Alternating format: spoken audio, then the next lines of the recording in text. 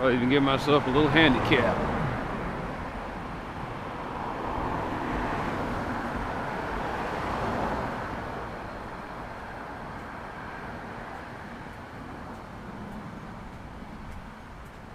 Oh, it's a hell of a gear change, man. Yesterday it was 100 degrees at night. Right now it's 81.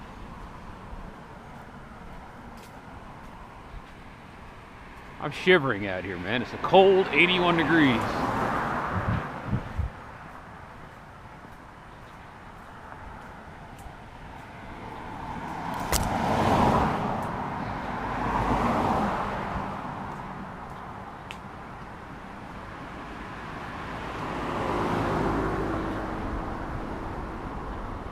And for the next 10 days, the scale barely gets above 95.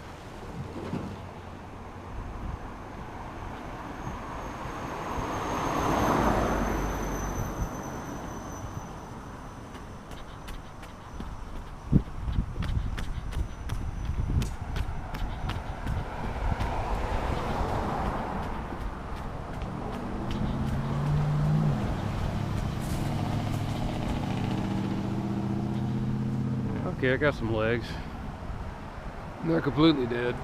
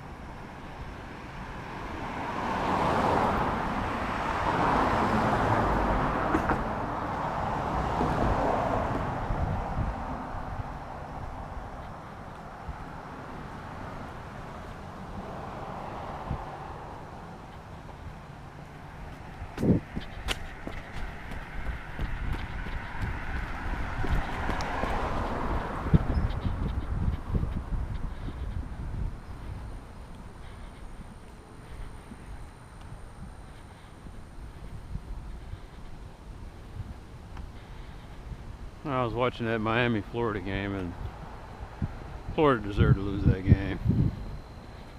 I understand it's the first game of the season, everybody's sloppy, but man. Let's just say that Miami probably should have been ranked.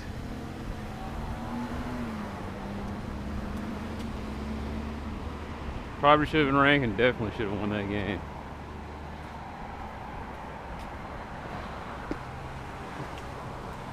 That's why I hate college football. Sometimes, I mean, that's one of the things I hate about college football.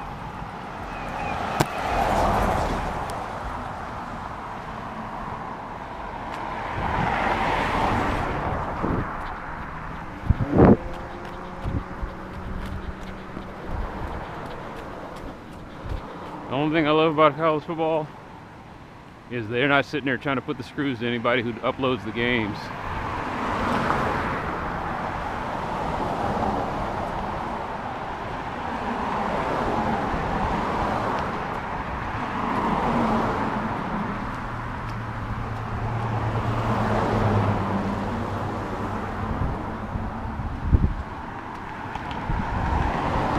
I wait for all the games to be played. I see which ones are upsets or close, and then I go and watch the condensed version on YouTube if I can.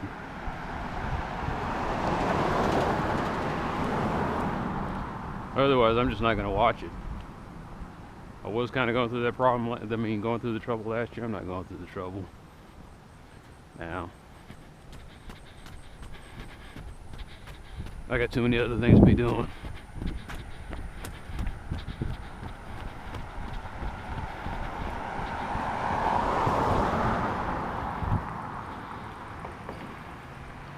I didn't even get to watch the national championship game from last year.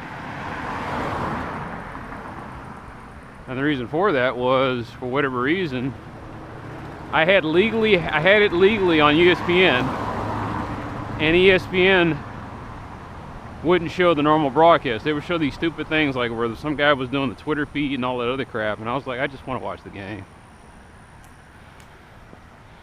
I want to watch somebody's recollection of the game.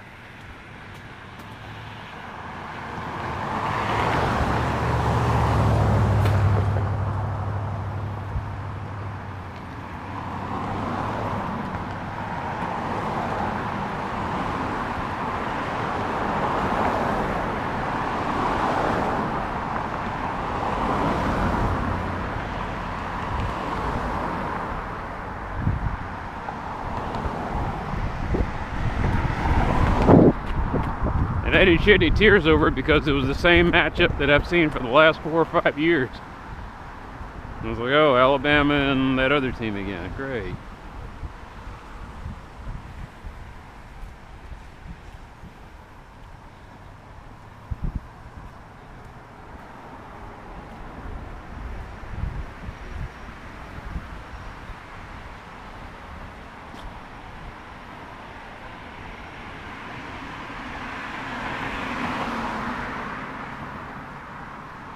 Once again, I mean, they rated Florida in the top 10 this year. They'll probably lose a couple games and that guy will get fired.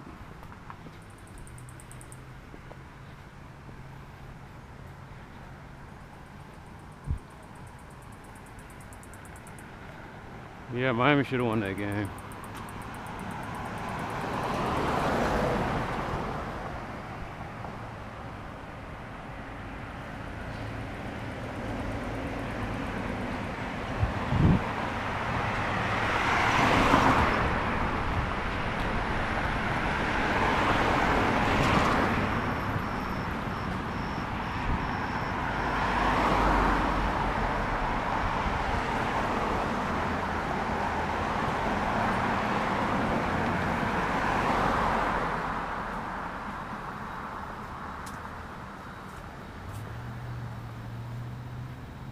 I think the problem that Miami always has is that they don't seem to have, they can't get good linemen.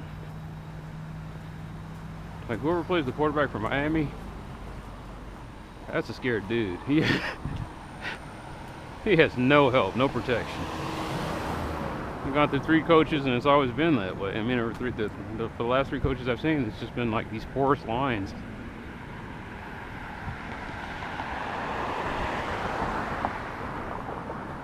Need to get some of those big corn-fed boys from the Midwest and say, hey, come to Miami. Oh no, you don't have to go to Wisconsin. I know you want to be close to your family, but we're a party school. It's like, okay, I'll come.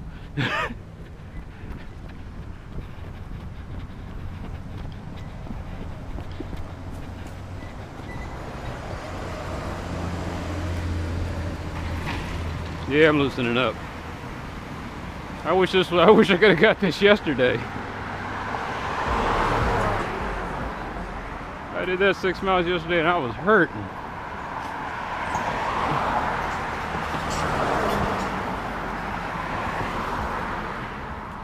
Mostly I need new shoes. And I hope to get some after payday.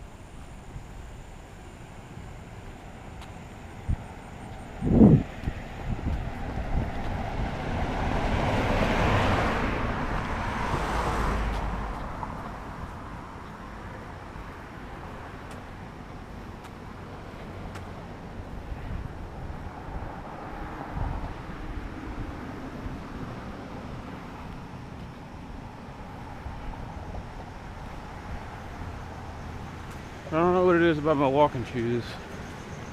I could walk on the same beat up pair of walking shoes for a year and a half. Don't really get to me. My jogging shoes, though, after about 6 months, it's like I'm running on slippers.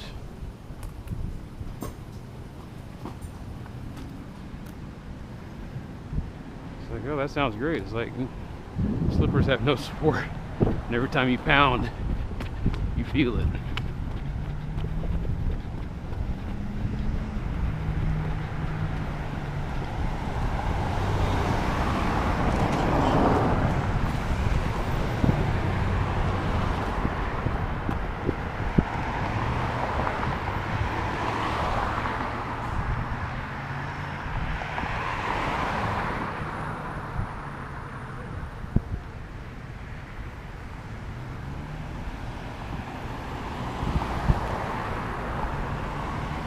No, it's one of the things I'll never get. I see dudes out here in 80, 90 degree weather wearing jackets.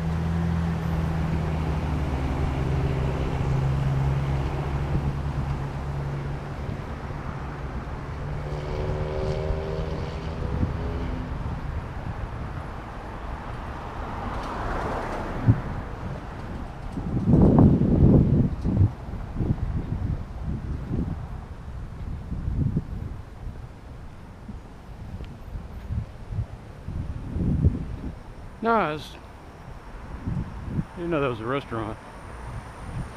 Used to be a laundromat.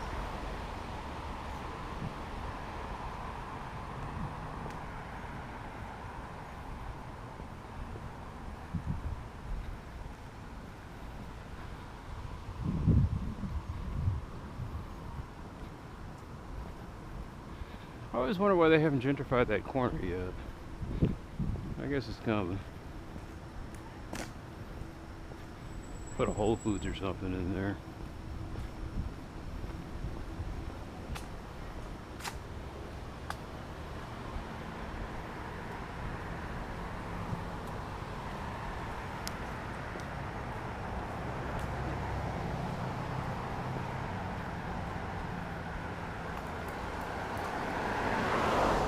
Of course, I say all that stuff and I don't even shop. I rarely shop at a supermarket anymore.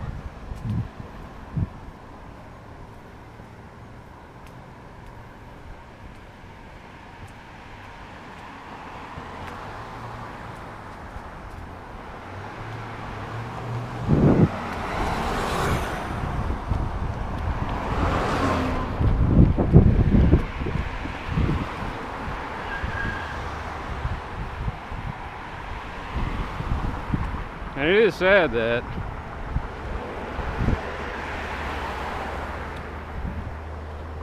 I buy that stuff online and I'm paying like $1 extra for some things, but not like $1 extra per item. It's just like $1 extra for the bulk items.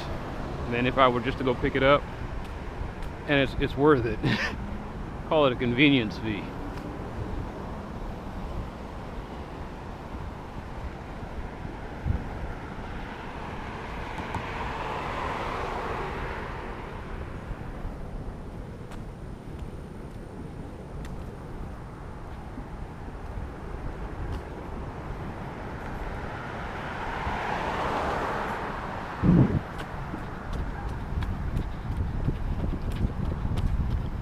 In some cases, it's cheaper.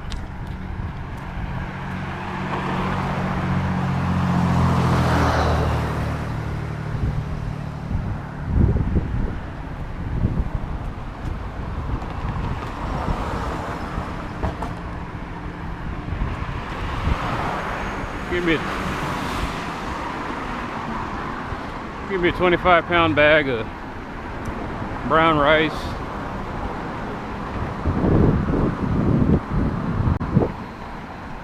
That'll probably last me 5 years.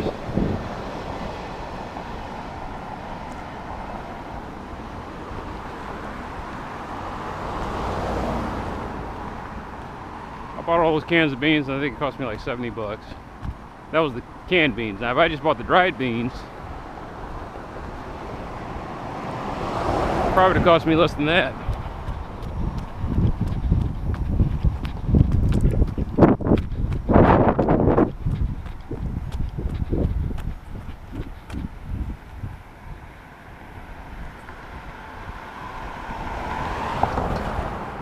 I think about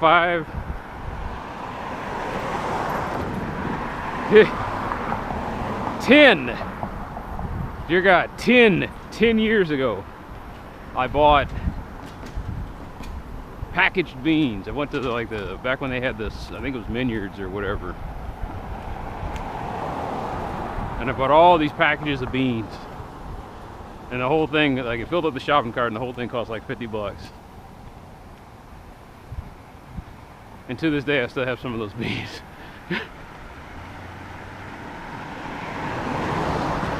But see, I got a kitchen situation where it's hard for me to cook.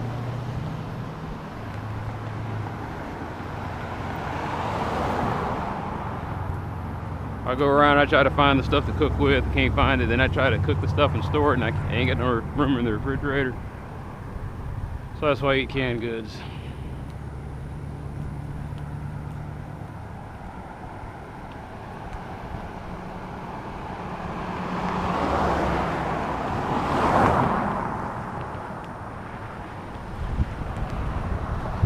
But yeah, if I was just by myself, my grocery bill would be insanely low. A lot of things would be insanely low. The electric, the water, the gas. The only thing that wouldn't be low is the rent. That's the only thing keeping me.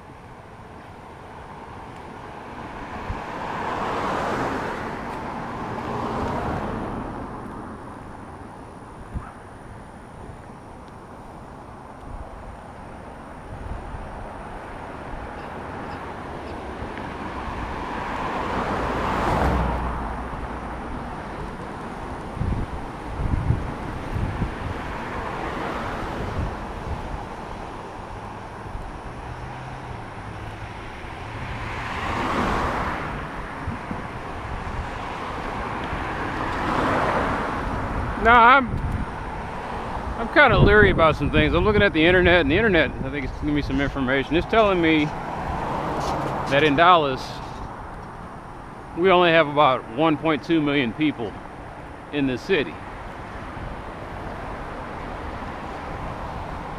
And I'm just not seeing that.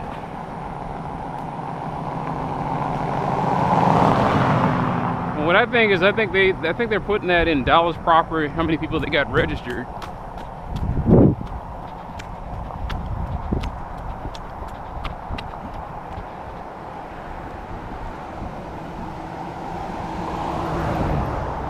I guess what I'm saying is we probably got 3 million people easily in this city at any given time.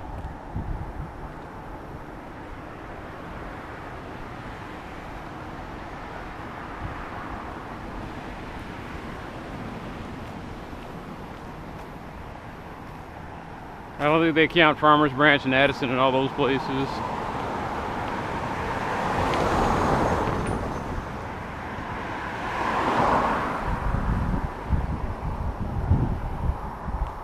And then we've got to have at least 200,000 to 500,000 people that just don't, undocumented people.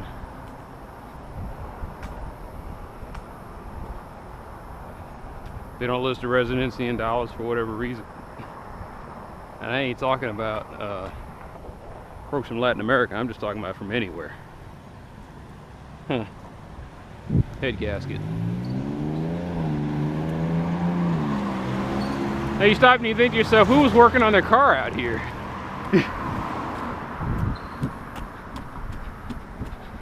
Maybe it came off of somebody's truck. Look, it's from a truck engine.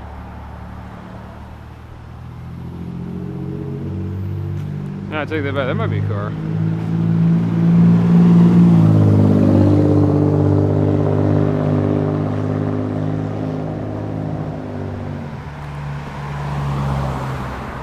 I'm hearing all these engines revving and I'm thinking to myself,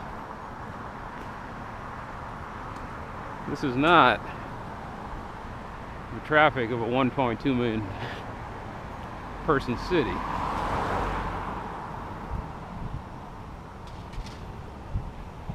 As bad as I complain about some things, man, I was like looking at Tokyo, 38 million people. I was like, damn. I was like, 38 million people. That's a lot of nasty bodies packed in together in a tight little area.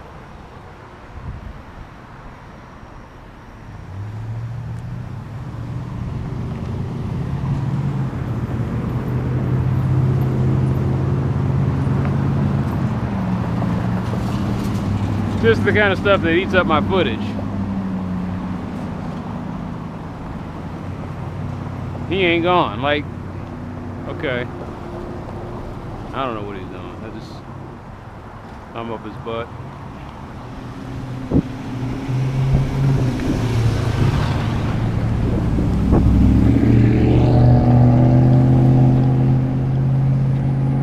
Ugh.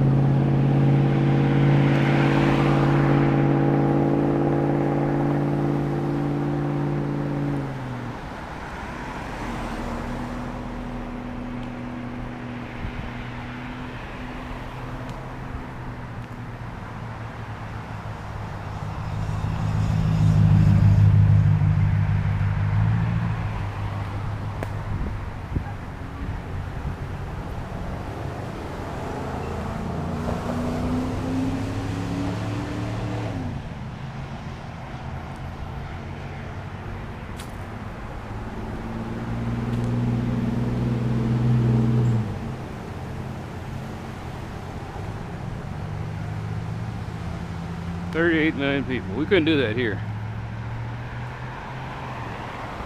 There'd be too many people killing themselves. I mean, killing each other and themselves. In homogenized, highly educated places like Japan, I guess that can work.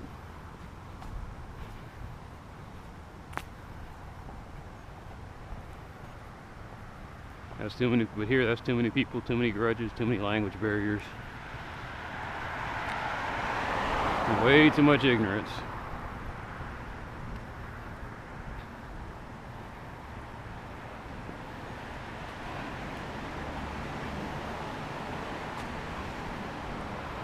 No, there's got, like I said, there's got to be at least 3 million people here.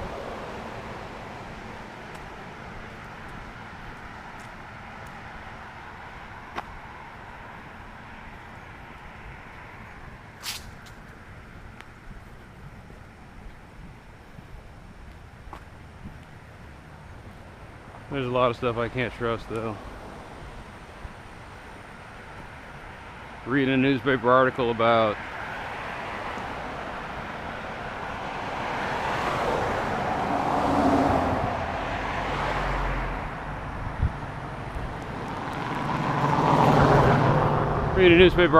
how people aren't considered homeless if they're working a job. And even if they're cohabitating or living in a, like I said, if there's multiple people living in a little house, and they don't show up in the homeless stats.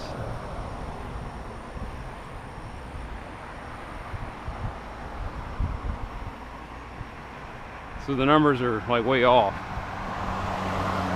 There are cities that report, oh, we have low homelessness and unemployment.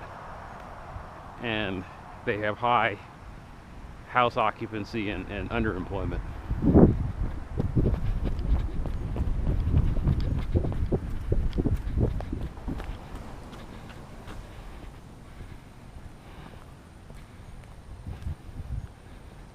Like some of the houses on this street wouldn't be in the poverty rolls.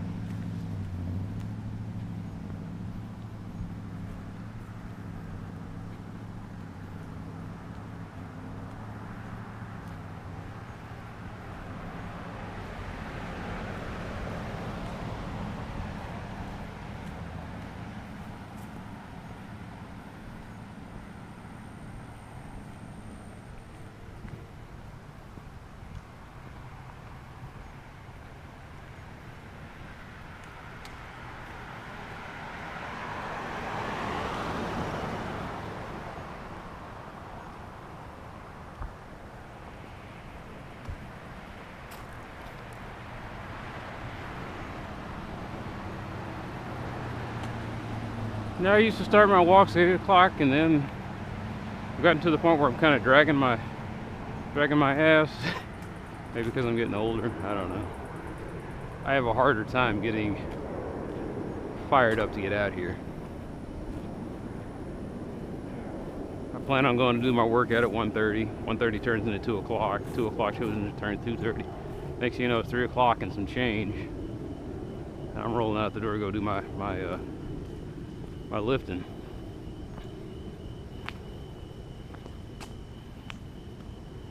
I don't lift super heavy anymore. I was having all sorts of, my back was just getting to me, even when I was wearing a belt.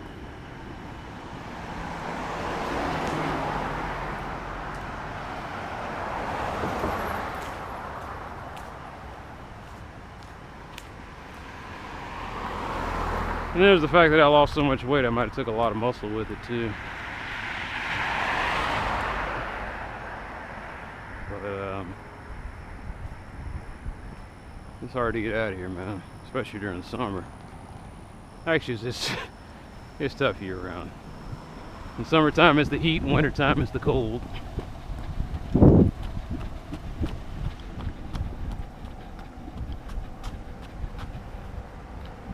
You look at that thing, you look at the needle and it says 101.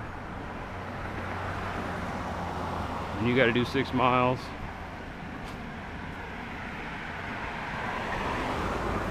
You look at the needle another day and it's 38. And you're sitting there talking about doing 12 or 13.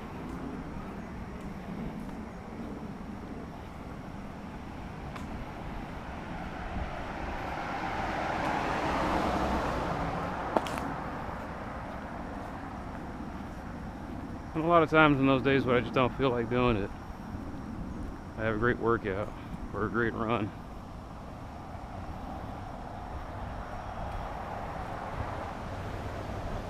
And then there are days like yesterday where I just could not get a rhythm established.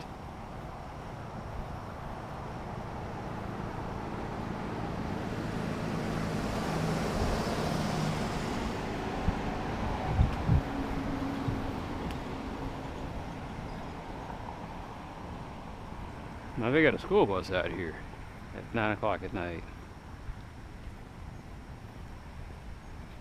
I'm trying to think of what sporting events might have been going on, or what. I keep thinking sporting events, you know, it could be a, what do they do now? This quiz bowl or whatever they call it. But still, it's the second week. This is, okay, it's the second week of the semester. I mean, like, aren't they just now getting into classes?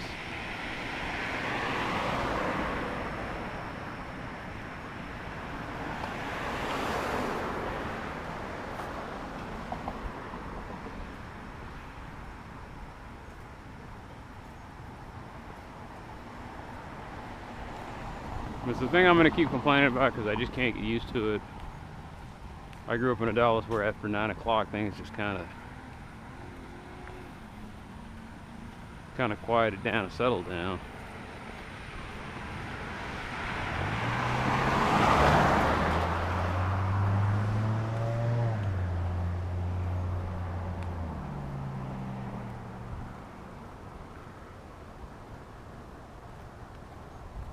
And that's what I can't reconcile as I get older.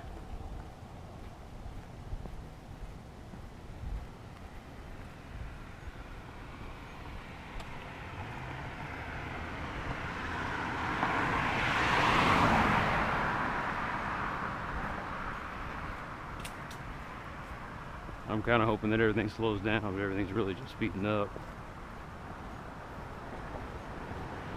Except wage growth.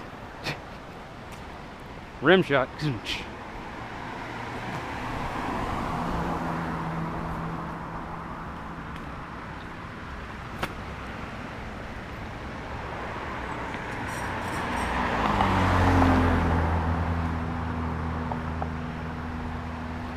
I'm reading news articles about rich people getting richer, but feeling more depressed.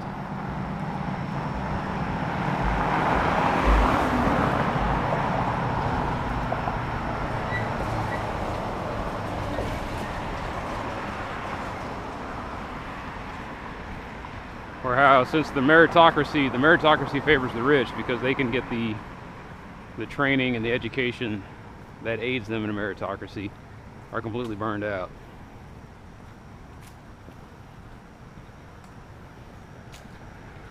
And they're getting burned out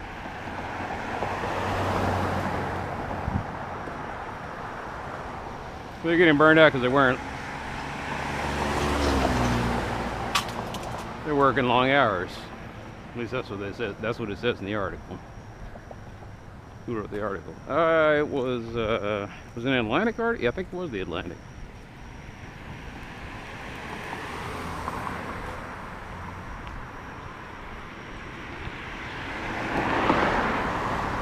Well, maybe it wasn't. It was something else.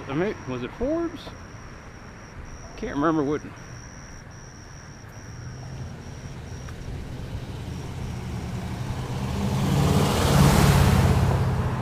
They were saying that a lot of schools switched to being meritocracies, and they thought that would allow disadvantaged poor kids the chance to get into these elite schools. And all it did was it created a framework for the rich to game the system. You know, they get their kids coached on the right interview questions and answers, and they get tutors and schools that tailor their curriculum to in other words, the kids are better trained as to how to react into the elite schools, and so they get in there. Not to mention that these kids sit there and they put them in camps for coding and job things, and these kids are working constantly. And then by the time they get to their 30s or 40s, they're burned out. They've lived an entire regimented life being trained to work a job for 70, 80 hours a week, and they have nothing left. Yeah, fuck it. Let them run over that.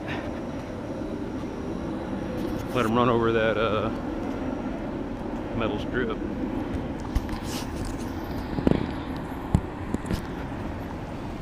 I don't fall over as much as I used to, but it still hurts. It's always something. There ain't even a car wash there. Didn't they get rid of that?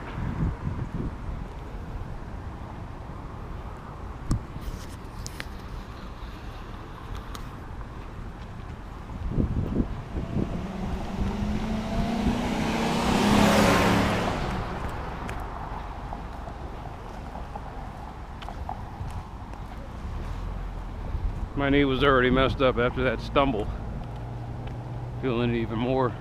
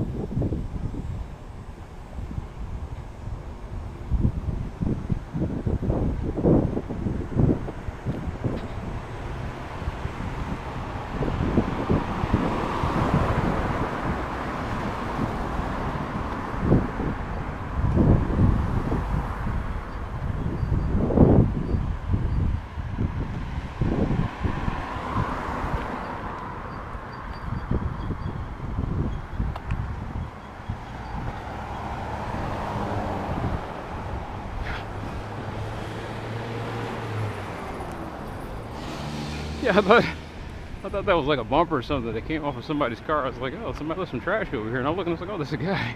Just kind of lying down, chilling.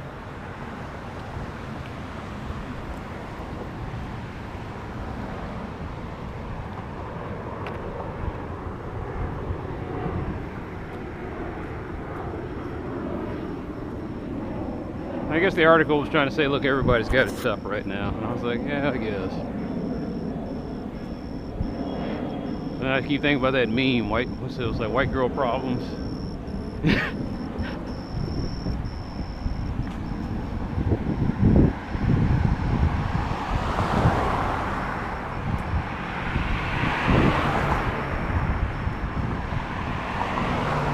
But I can kind of sympathize. I mean, I'm living on both ends of the spectrum. Went to private schools. The guys at the school were trying to tell me that UTD was an elite institution, and I just kind of rolled my eyes on that one. I was like, whatever. Let me tell you what UTD is.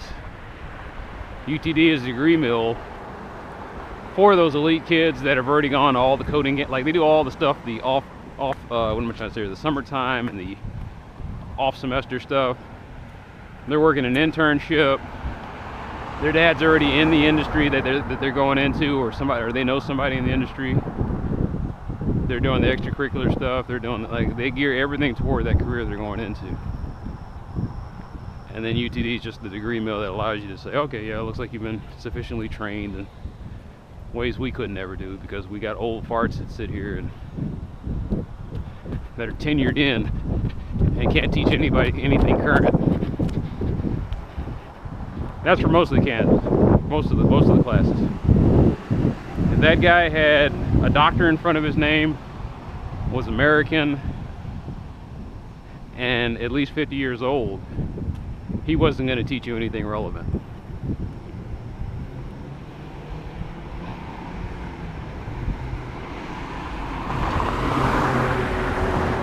That's why these kids wouldn't show up for class, because it's like this guy's teaching me about the Pentium 2. And it's the same book every semester.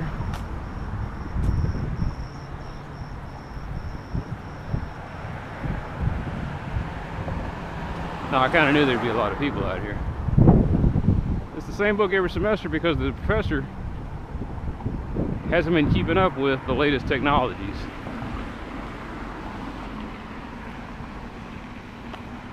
The best teacher I had at UTD wasn't even a doctor. He had a master's degree, and the dude could just flat out code. And he was teaching us Linux and scripting and C. I learned a lot in that class. You know, he was a real stickler for academic honesty. He would have the guys write the oath all the time because he knew guys were cheating.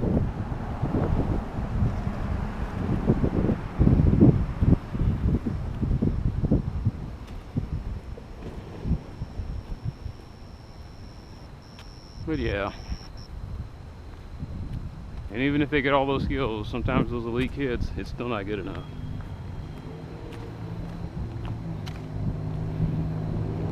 Because there's the elite kid whose mom or dad works, or a relative works at the place that they're working at, and then there's the elite kid that knows no one.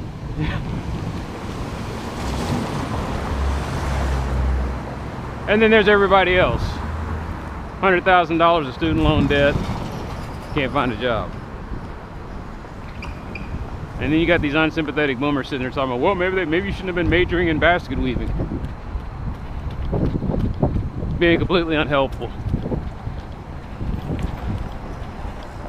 Like I said, you're getting prodded from the generation that went to college so they could dodge the draft. They weren't there to learn anything. They were just there not to get, shot. And they also took basket weaving and juggling and 18th century English literature. Got degrees that they really didn't need.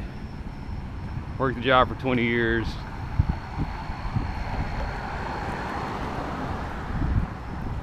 The things that are unheard of today.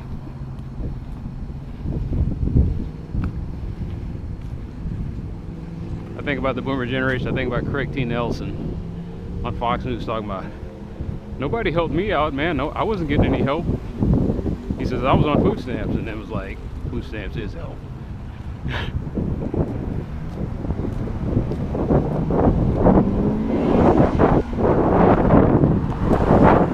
Just dumb things like that.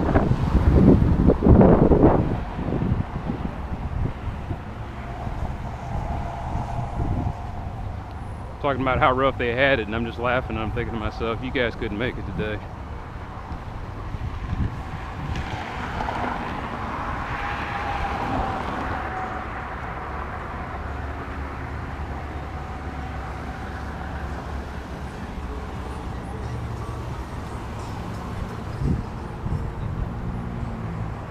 And the boomers might be saying, well, we are making it today. It's like, no, you're making it off of stuff that happened in the past.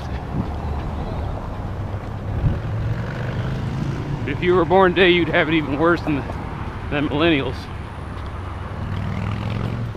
And I guess everybody else. I'm sympathetic to the millennials because I know what they're going through. I've been there. Where you get out of school and you go for a job interview, and this long list they got here for what they want for the job, you're just kind of laughing. You're like, you guys want Superman.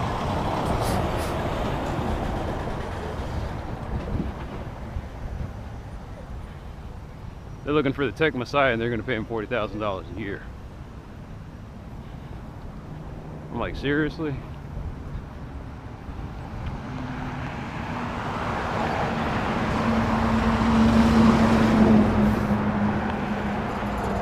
Talking to dudes that are highly skilled, highly tech competent, and listening to some of the places he said he worked at, and I was like, wow. He said, yeah, I worked at one place where it was 12-hour shifts. It was like $15 an hour. It was like $12 an hour.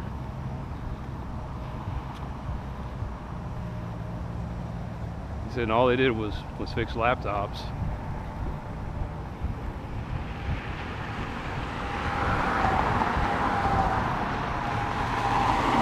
Schedule would change every once in a while. They'd work for 6 months, and then the contract would end, and then so they could avoid paying benefits. They'd wait a few months and then start up the contracts again, and once again you got another 6 month contract. Just keep teasing, just so they can get temp workers to come in there and do the work. And at that low wage, because I found out to live in the city of Dallas decently, you'd have to be making at least $23 an hour. That's the living wage in this city. Folks making 12. Yep. He said he was the only white dude in there. He said everybody else was were like immigrants with shaky visa status. People they knew that weren't going to complain and were going to come in there and do the work.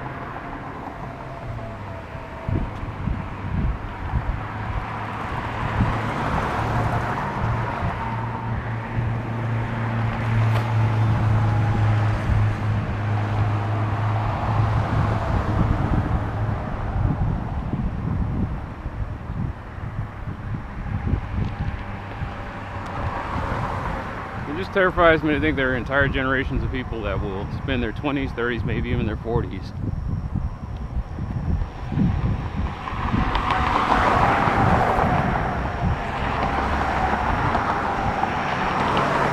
living in 1- 2-bedroom apartments, sleeping on a sofa, working 12 hours a day, and that's their entire young adulthood. Working temp jobs, sleeping on the couch. Not starting families, not being able to buy a house ever.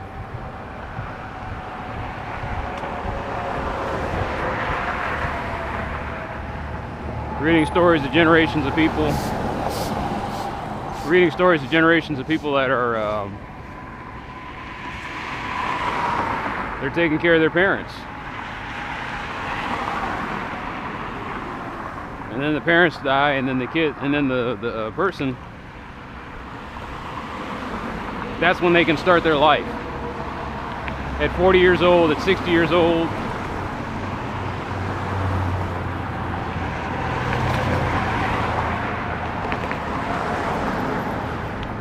Life begins at 60.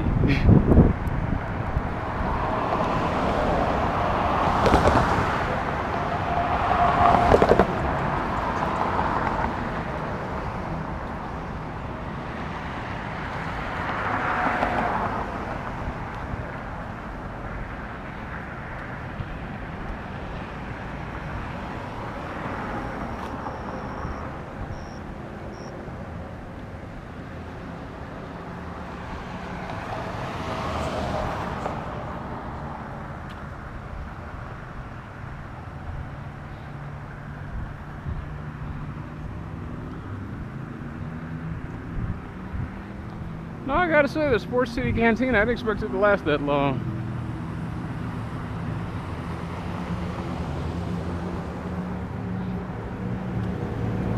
Never been in there. I got a feeling I go in there, there's gonna be some girls in tight shorts and exposed midriffs asking him what kind of beer do I want.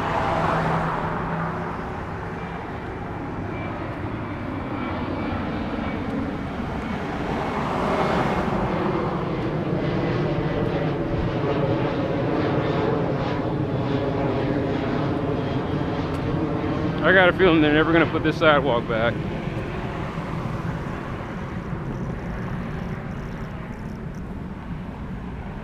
I don't see any equipment around here, so I'm guessing that's what happened. Is they just said, well, we're done fucking up the street and sidewalk, so we'll just we'll pack it in now.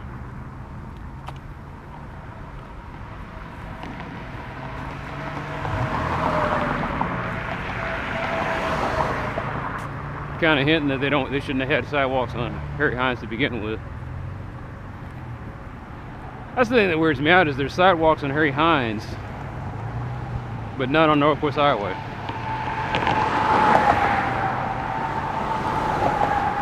Northwest Highway has a speed limit of 40, 35 in a lot of places. Harry Hines is 45, 55 at different spots. You know, it's mostly just 45. 45 is the base. This is basically a freeway. Or this is more of a highway than Northwest Highway.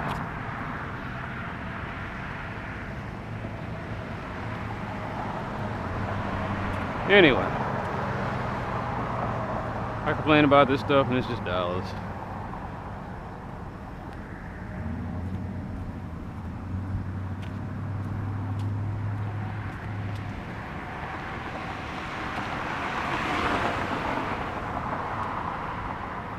This is the city of crazy people.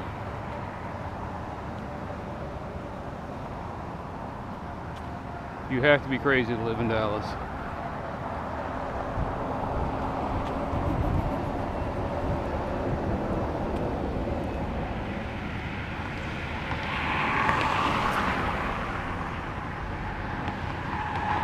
And you know what? That's the truth that you reveal about it. My parents are crazy, I'm crazy. Katrina hit and all those crazy people from New Orleans.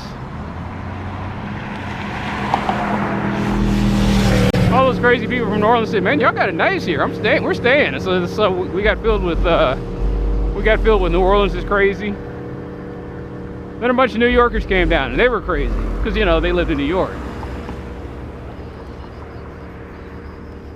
And then I was talking to some folks from LA, and the LA crazy came over here.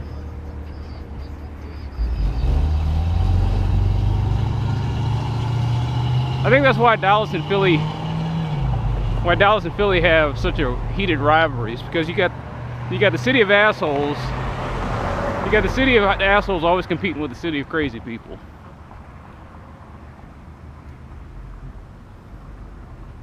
There's one thing an asshole struggles to fight with, is somebody who's crazy.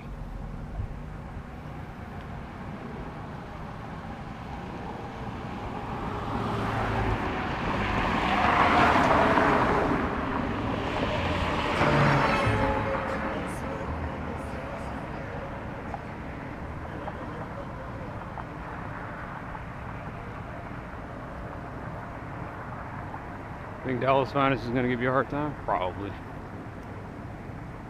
Surprised he ain't done a U-turn by now. Hey man, you got to get off the street. And I was like, okay. I just look at him. Okay.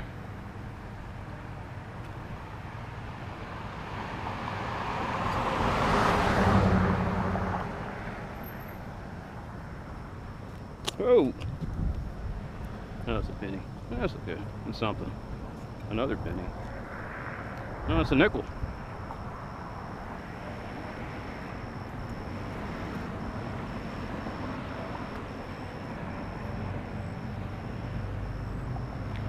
Well, Dallas Finest saw me and he just kept going. That's what I love about Dallas.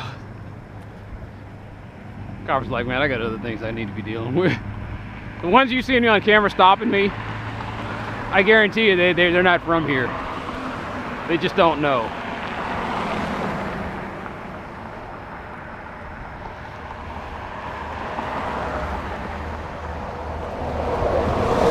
You know, Officer Ovens had a bit of an accent. I think it sounded like he was from the UK or Australia or somewhere like that. And he's like, well, why are you doing what you're doing? It's not crazy wrong. I'm saying this, but you know, the video's out there.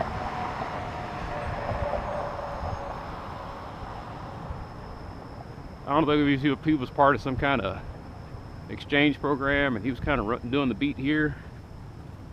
He thought he would do the whole neighborhood cop thing that you see in the TV, and I was like, man, this is Dallas.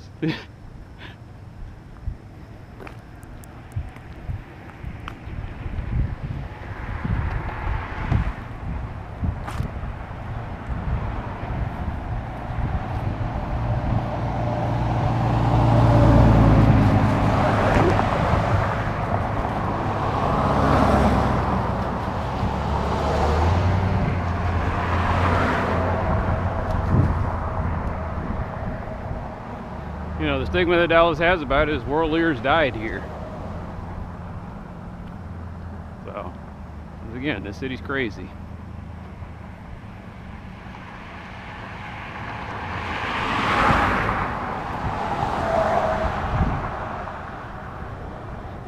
Hey, I don't know, those are storm drain lines or those are the sewer lines. I think it was storm drain.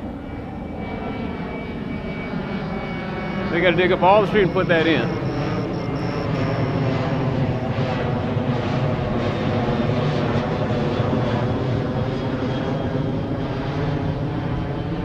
I got to believe that's at least 10 years. No construction project in here. It's just endless construction in the city. When I was a kid, they were widening out 75.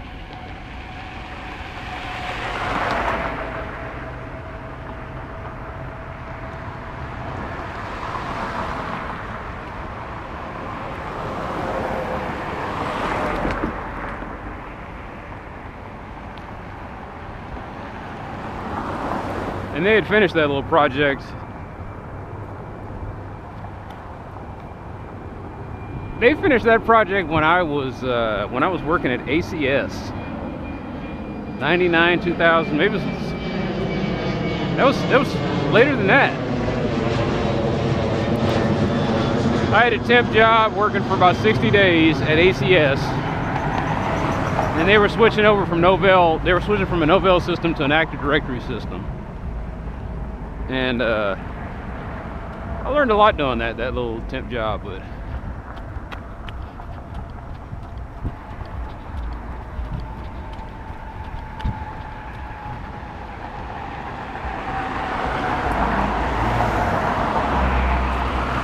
those were sad times, man. I cut my teeth and came out of high school. I was doing training on network applications. And I started out with Novell. And I was a kid, I didn't know, nobody explained it to me all that well about how the CNA thing worked. You took 7 tests and then you got your CNE.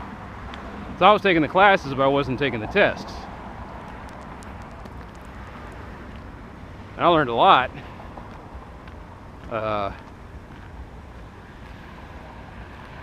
From 97 to about 2000, I was doing 96, excuse me, yeah, because that was when I went in. 96 to 2000, I was doing Novell classes.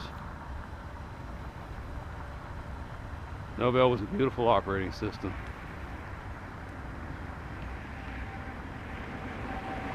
Novell has legendary status. You'd hear stories of a network administrator that had a Novell server in a wiring closet somewhere. The enterprise or organization had forgotten that the server was even there. They didn't know what the server did. It was just running, like they was running with no maintenance. You do your initial configuration, put it in a closet somewhere, and then you just forget about it.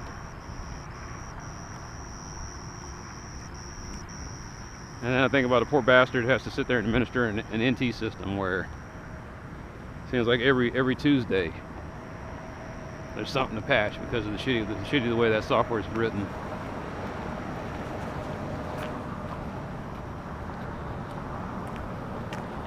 So now, are they closed for the day or are they closed for good?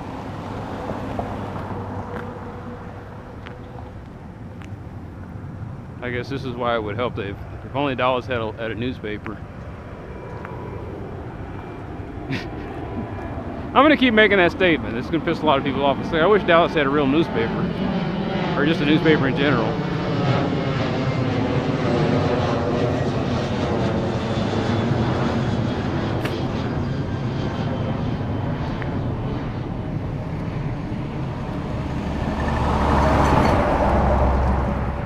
As far as I remember, I think there's supposed to be 2 theoretical newspapers in this city. There's the Dallas Morning News, which is basically a Sears catalog. And then there is the Dallas Observer, which is a adult video catalog. So that's your news sources in Dallas. One that sells you junk and the other one that sells you smut. Every once in a while you might flip a page and you're like, oh look, there's a newspaper article about something that's irrelevant. It's like, oh, that matters to soccer moms and guys running businesses. Okay, well, doesn't matter to the normal people that. If you're lucky, you might even get news and weather. Let me rephrase that. You read the Dallas Morning News, you won't be able to get the news and weather because it's behind a paywall.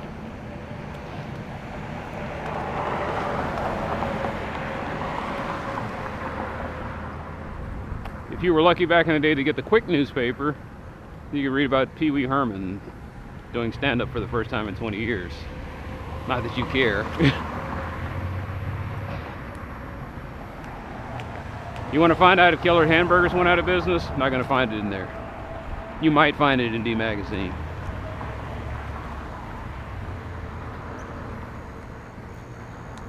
I'm thinking the only newspapers that would probably tell you anything that's gone on in this area are written in Spanish.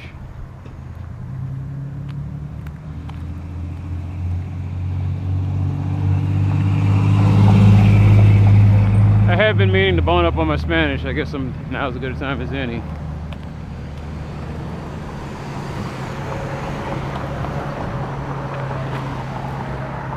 Near as I can tell, the best newspaper about stuff in Dallas is the Fort Worth Star Telegram,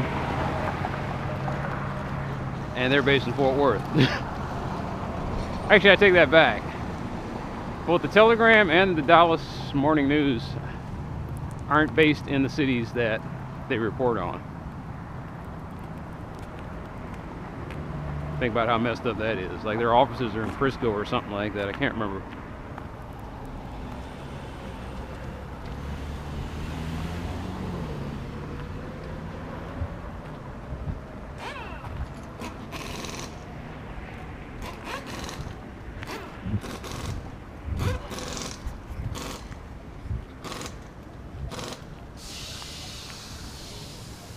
I don't know, it's hard to find good news about what's going on in the United States. Normally, if I want to find out what's going on in the United States, I have to read a paper from the UK. I can't pull up the Washington Post anymore, and even if when I did, all they did was whine. The New York Times, they give you like so many articles per month, but they write such crappy stuff now that it's not even worth engaging in the clickbait.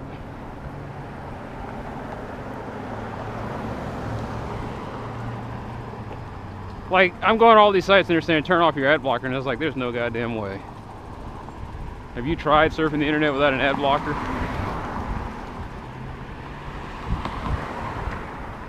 That's like having unprotected sex. You're going to catch something and it's going to be very unpleasant and painful.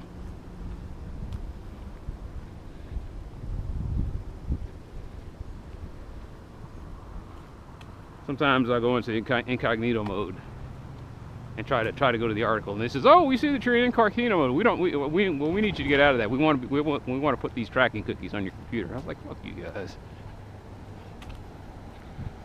So at that point, it's just I'm blocking that publication.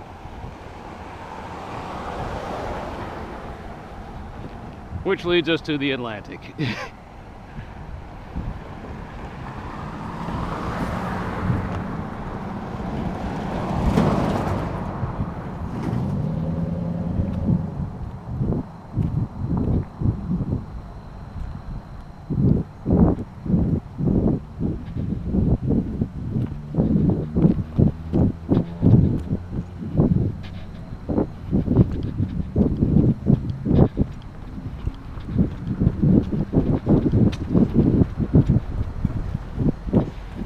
Yeah, Harry Hines was packed as usual.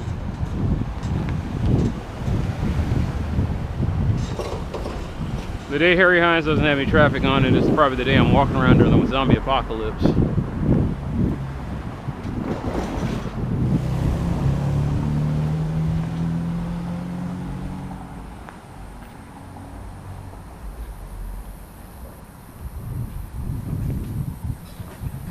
What will you be doing during the zombie apocalypse? If I don't get bit that first time out,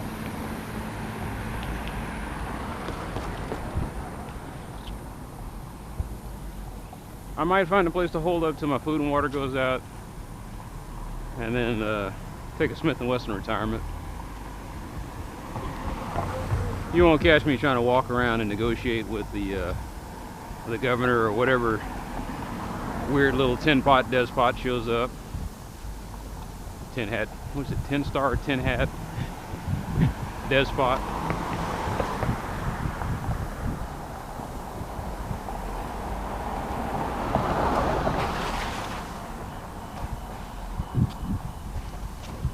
I'm not built for hard times. I was when I was younger.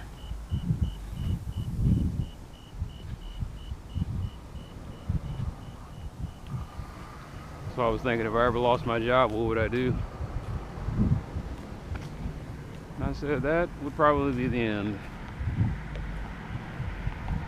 I even asked that of a guy. He said, most of the people are afraid of being poor. He says, I've been poor before. And I was asking him something like, at 60 years old, I was like, you think you could do it again?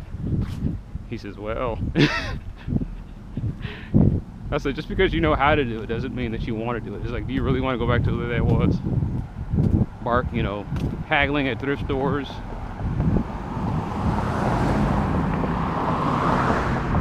Haggling at thrift stores. Eating bottom shelf stuff from the supermarkets. Everybody keeps talking about, you can go to farmers markets, you can go to farmers markets, and I'm like, that's great where you're at. We don't really have that kind of stuff. We kind of don't have that stuff here in Dallas. I say kind of, but you got to know where to go. There are a few farmers markets here and there. Some farmers that come down from the areas and they sow corn for bushels of corn for like pennies. That's starting to dry up as the farms get more corporate.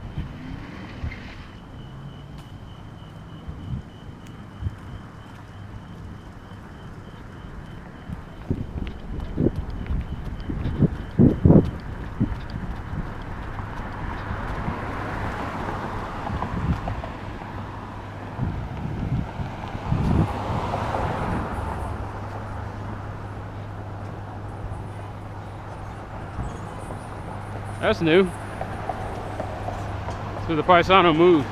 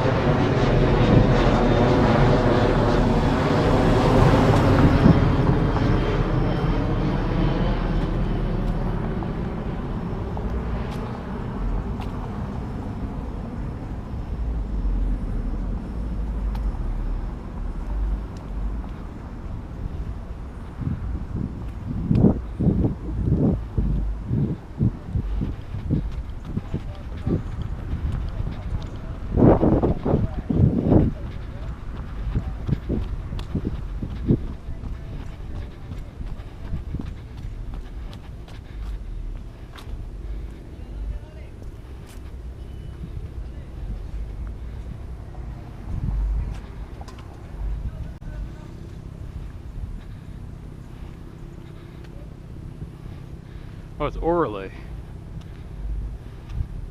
I was like, somebody misspelled O'Reilly.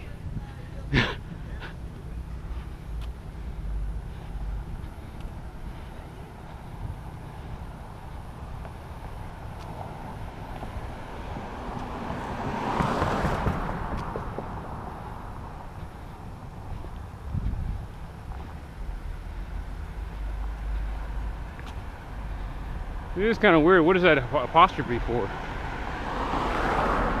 I was like, Orale doesn't have an apostrophe. It has an accent.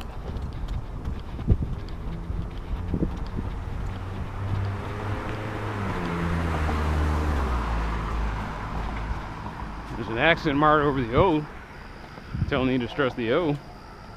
Is that why they put the apostrophe there for English speakers? So you'd be forced to split it up? Oh, Raleigh. It's Orale. I know what you're saying, but I'm looking at this sign here. It says O'Reilly.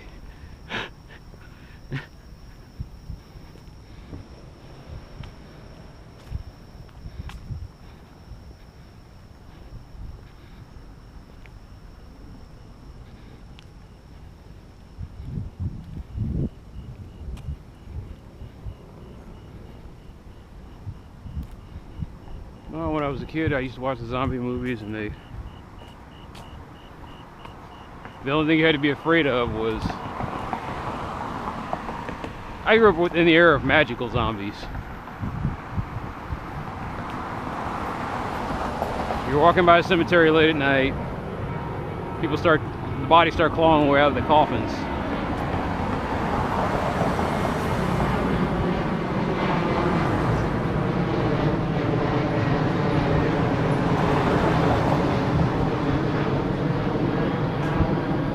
I watched Night of the Living Dead, or not Night, but Return of the Living Dead. And that was the one where the magic compound, what was it called? Trioxin. The magical zombie creating compound trioxin leaches into the groundwater, and suddenly all the corpses in the cemetery start getting up and eating people, or eating brains. Return of the Living Dead is where they got the idea for eating brains. Night of the Living Dead, they just ate whatever.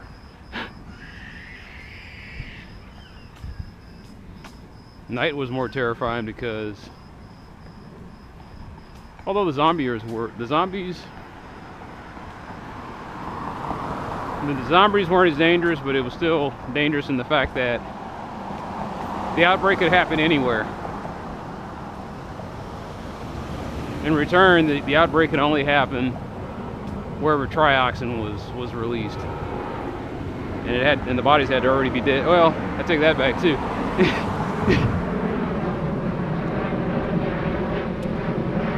Humans exposed to trioxin instantly die. There's no cure for trioxin. It's just nasty stuff.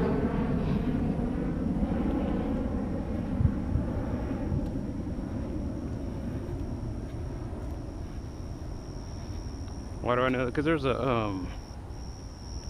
one of the Return of the Living Deads I didn't even see. It was like a straight to video one. Well, okay, after the first one they were all straight to video, but the one where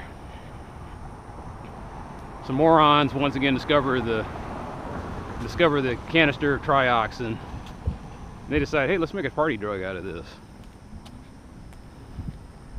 And so people are smoking trioxin, and anybody who's taking the trioxin becomes a zombie. There's no, you might get out of this. You only did it one time. You only did it one time, you're going to become a zombie.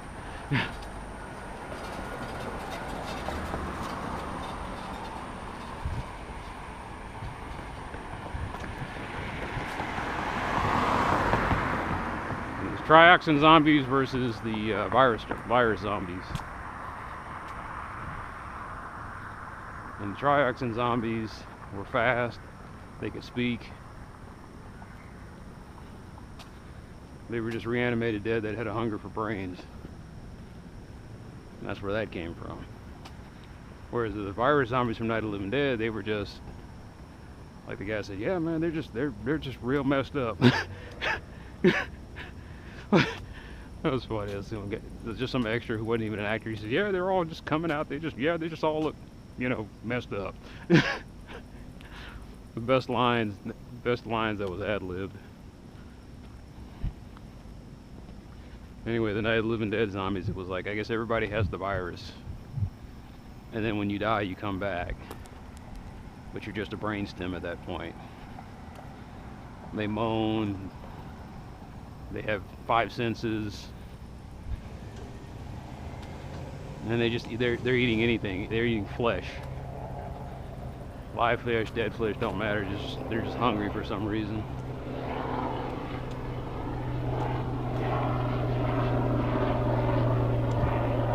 And then all the zombie shows I watch, I don't watch Walking Dead because I've read the comic book. I was like, not my cup of tea.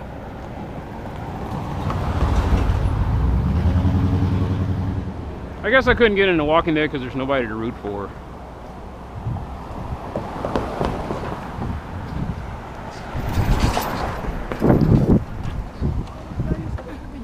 Yeah, I have that effect on people.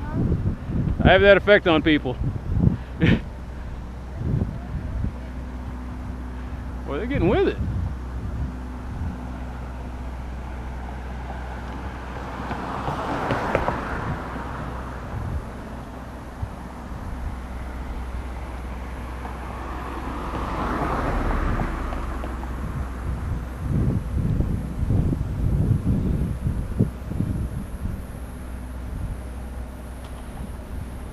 Yet they still got dingbats coming up and down this street.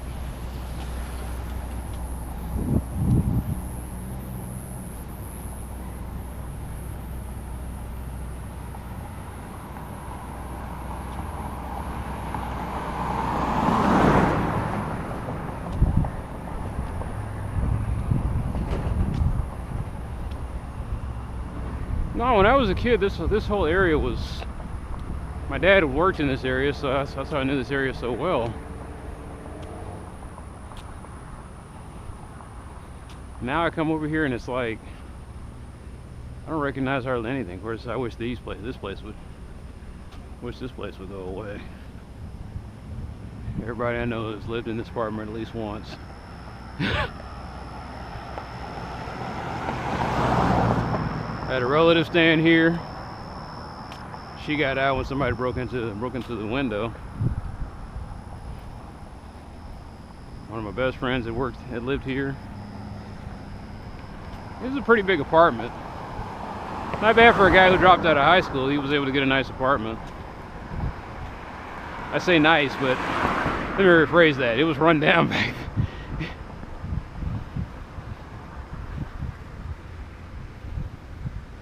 And then they got into an argument with the landlord, and then he just bolted. Different time. I'm reading stories about how an eviction stays on your record, and it's almost as bad as having a criminal record. Renters find out you have an eviction, and they're free not to lease to you or rent to you. I'm just like, okay.